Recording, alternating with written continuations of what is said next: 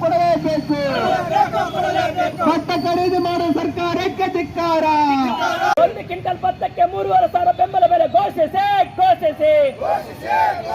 ಮಳೆಯಿಂದ ಬೆಳೆ ನಷ್ಟವಾಗಿರ್ತಕ್ಕಂಥ ಭತ್ತ ಕೊಡಲೇಬೇಕು.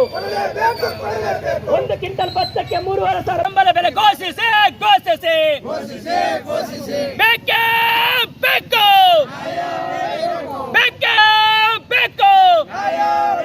ಎಲ್ಲಿವರೆಗೆ ಹೋರಾಟ? 1 ಕ್ವಿಂಟಲ್ ಭತ್ತಕ್ಕೆ 3,500 ಬೆಂಬಲ ಬೆಲೆ ಕೊಡಲೇಬೇಕು. ಭತ್ತದ ಬೆಳೆಗಾರರ ಬೇಡಿಕೆ ಈಡೇರಿಸಿ.